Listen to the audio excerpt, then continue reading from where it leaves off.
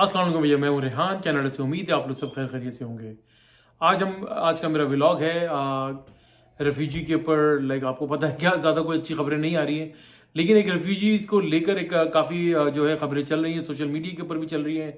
और काफ़ी सवालात भी उठ रहे हैं कि क्या कनाडा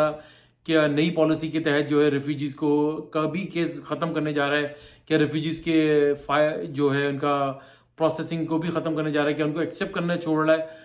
इस तरह के कई हज़ार सवालात, यानी कि कई सौ सवालात उठ रहे हैं और लोग, क्योंकि अब लोग परेशान हो गए हैं, क्योंकि कनाडा में नई पॉलिसीज़ आना शुरू हो गई हैं। डे बाय डे, सुबह उठो तो नई पॉलिसी, शाम को उठो तो नई पॉलिसी, सोने से पहले नई पॉलिसी, सुबह उठ के फिर नई पॉलिसी। तो इस चीज़ को लेकर कनाडा एक एक एक अजीब जो है ना, लोग हैजान के अंदर आ गए हैं और परेशान है कि भाई क्या हो रहा है, क्या कनाडा की पॉलिसीज़ को क्या लेकर हो रहा है। बेसिकली हुआ ये है कि जब मैं आपको इसको मैं आपको इस तरीके से समझाऊं कि जो यहाँ के दो बड़े प्रोविंसेस हैं, ओंटारियो और क्वेबेक, उन्होंने बेसिकली ये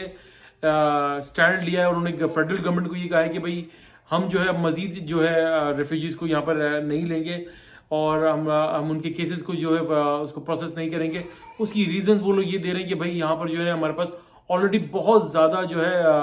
क्या नाम है इसका, लोड हो गया है यहाँ पर, क्योंकि पॉपुलेशन दोनों सूबों में सबसे ज़्यादा है और सब हर बंदा यहीं पर आकर जो है ना कोशिश करता है कि हम यहाँ पर आकर अपना केस को फाइल करें। तो अच्छा, ये चीज़ जब इन्होंने ये प्रपोजल फेडरल गवर्नमेंट को पेश किया, तो फेडरल गवर्नमेंट ये सोच ही रही थी, उन्होंने ये प्लान ये कर रहे थे कि भाई किया ये जाए कि भाई क्योंकि यहाँ पर बड़े सूबों में जो है ऑलरेडी लोड कुछ ज़्यादा ही हो रहा है, और तो उन्होंने ये प्लान किया कि भाई छोटे सूबों में जो है उनकी आबादी के परसेंटेज के हिसाब से उनको ये यहाँ से वो केसेस उठा के उनको यहाँ पर वहाँ पर दे दिए जाए।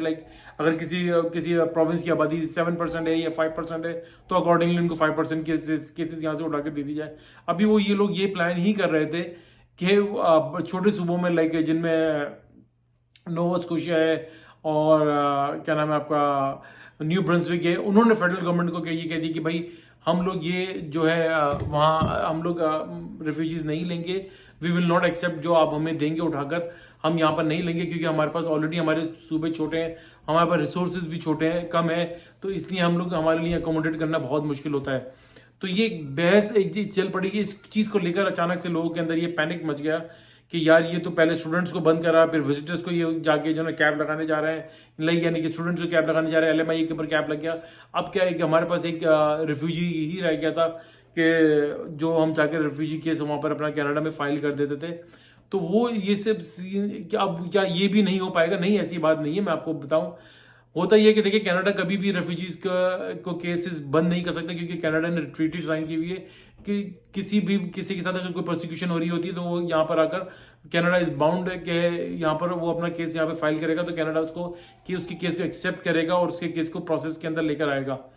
तो बेसिकली ये छोटे और बड़े प्रोविंसेस का थोड़ा सा मसला था, ये सारी चीज़ें हुई हैं और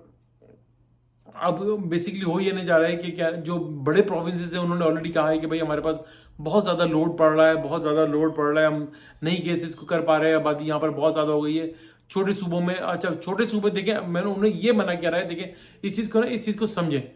उन्होंने ये मना करा है कि भाई जो फेडरल हमें केसेस देगा हम वो एक्सेप्ट नहीं करेंगे, क्योंकि ऑलरेडी हमारे पास लोड है और हम जो ना हमारे पास रिसोर्सेज भी कम है। लेकिन हाँ, अगर कोई डायरेक्ट जाता है छोटे सूबे के अंदर लैंड करके और वहां पर जाकर वो अपना रेफ्यूजी केस को फाइल करता है, तो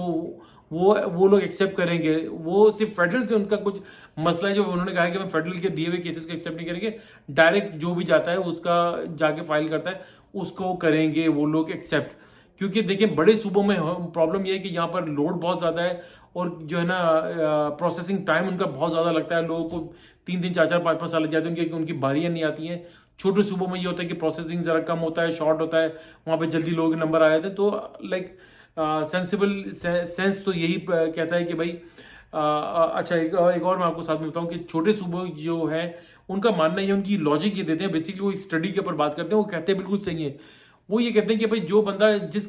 सूबे में, जिस प्रोविंस में आके लैंड करता है, बेसिकली देखिए जो रेफ्यूजीज होते हैं ना, जो रेफ्यूजी जो केस फाइल करते हैं, उनका जो मेन जो अट्रैक्टिव प्लेस होती है वो ओंटारियो होती है, यानी कि टोरंटो, और क्वेबेक यानी कि मॉन्ट्रियल। वो उनको सबसे ज़्यादा अट्रैक्ट वही जगह करती है, आकर वो वहाँ आकर जो है ना अपने केसेस को फाइल करते हैं।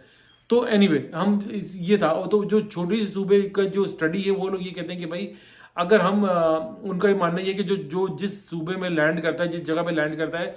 वो उसको उस जगह से उनसियत हो जाती है उसकी, क्योंकि दोस्त अहबाब वहीं बन जाते हैं और वो एक 30-40 किलोमीटर का एक रेडियस होता है, उसके अंदर वो अपनी ज़िंदगी को गुजर बसर कर लेता है, वहीं अपनी जॉब तलाश कर लेता है, वहीं अपना वो घर बना लेता है, वहीं अपना कारोबार करता है। तो वो ये कहते हैं कि अगर आप हमें ये केसेस देते हैं, ठीक है, हमने फॉर इंस्टेंस हमने मान लिया कि हमने ये केसेस एक्सेप्ट कर लिया और हमने केस चलाया, उनके ऊपर भी हमने हमने उनके ऊपर इन्वेस्टमेंट करी, उनका हेल्थ का उनके हेल्थ के ऊपर काम करा, उनकी एजुकेशन के ऊपर काम करा और अदर अपने रिसोर्सेज उनके यूज़ करे के ऊपर उनके ऊपर स्पेंड करें, और बाद में जब उनका केस फाइनल हो जाए और जब उनको पीआर कार्ड, उनका वर्क परमिट वगैरह सब अप्रूव हो जाए, तो भाईजान वो 6 महीने के बाद वो फॉर श्योर वो डेफिनेटली उस सूबे के अंदर वापस चले जाएंगे जिस सूबे से उठकर वो हमारे पास अपना केस करवाने के लिए आए थे। तो ये एक उनका ये मानना है, और ये कहते हैं कि हमारे पास एक तो इतना पैसा नहीं है और इतने रिसोर्सेज नहीं है, तो अगर आप हमें ये केसेस दे ही रहे हैं तो हमें फिर हमें हमें उस हिसाब से हमें फाइनेंशियल मदद भी करें, हमें रिसोर्सेज भी प्रोवाइड करें, ताकि बेसिकली वो गवर्नमेंट से वो नेगोशिएशन की पोजीशन पर आ गए, वो उनसे अपना पैकेज के बारे में बात कर रहे हैं। तो मैं आप लोगों को एडवाइस ये दूंगा कि जो लोग, ये बात तो क्लियर हो गई कि देखिए रेफ्यूजीज के केसेस बंद नहीं हुए, रेफ्यूजीज आएंगे यहाँ पर आके अपना केस फाइल करेंगे, Canada is bound to accept their cases, वो अपने उनकी केसेस को वो लेंगे और उनको उनकी केसेस को प्रोसेस में लेकर जाएंगे, वेदर लाइक वो 6-8 महीने या 2 साल के बाद अप्रूव होते हैं या नहीं होते, वो बातें कैसे, लेकिन वो जब वो आकर कोई बंदा आकर केस अपना डालता है रेफ्यूजी का तो वो एक्सेप्ट होगा। तो मेरी एडवाइस ये है कि आप लोगों से, अगर आप लोग यहाँ कनाडा आने का प्लान ही कर रहे हैं और आप ये चाहते हैं कि आपको रेफ्यूजी केस अब डालने के प्लान से ही आ रहे हैं, तो बेहतर है कि बड़े प्रोविंसेस में जाने के बजाय छोटे प्रोविंसेस में जाए, वहाँ पे प्रोसेसिंग टाइम भी कम है और वो छोटी जगह होती है, वहाँ पर एडजस्ट होने में आपको आसानी होती है और आप अपनी ज़िंदगी को बहुत आसानी से गुजार लेते हैं। वहाँ पर देखें ओंटारियो और क्वेबेक के मुकाबले में महंगाई भी काफ़ी हद तक काफ़ी कम होती है, वहाँ पर हाउसिंग रेंट्स जो है वो बहुत कम होते हैं, लाइक गाड़ी की इंश्योरेंस काफ़ी कम होती है, बहुत सारे आपको बेनिफिट्स होते हैं। हाँ ठीक है, बड़ा शहर बड़ा ही होता है, लेकिन छोटे शहर के अंदर अगर आप अपनी ज़िंदगी को जाकर उसको एडजस्ट करें तो कनाडा ये भाई डॉलर आपने उस सूबे में भी वही डॉलर कमाना है, छोटे सूबे में बड़े सूबे में भी डॉलर वही कमाना है। तो एक कॉमन सेंस की बात है कि अगर आपका केस वहाँ जाकर हो रहा है तो वहीं उसी सूबे में जाकर लैंड कर जाए और वहीं अपना केस फाइल करें, वहीं अपनी फैमिली को एडजस्ट करें और अपने ज़िंदगी को आगे बढ़ाएं। तो ये सब चीज़ें क्लियर हो गई, केसेस बंद नहीं हुए, केसेस एक्सेप्ट हो रहे हैं। आपने सिर्फ करना ये है कि छोटे बड़े सूबे में अगर लोड ज़्यादा पड़ रहा है तो आप कोशिश करें कि वहाँ छोटे सूबे में जाकर अपना जो है रेफ्यूजी केस फाइल करें। आज का व्लॉग आज तक के लिए इतना ही था, तो उम्मीद है आपको मेरा व्लॉग पसंद आया होगा। वीडियो अच्छी लगे तो प्लीज़ भैया लाइक करें, सब्सक्राइब करें, बेल आइकन का बटन जरूर दबाइएगा, शेयर करना ना भूलिएगा, दुआ दीजिए, दुआ लीजिए, दुआ में बड़ी ताकत है, सदका खैरात चैरिटी करते रहा कि यही आपको बड़ी बड़ी परेशानी आफात से बचाती है। इंशाल्लाह नेक्स्ट व्लॉग के साथ फिर हाजिर होंगे, तब तक के लिए अल्लाह हाफिज़।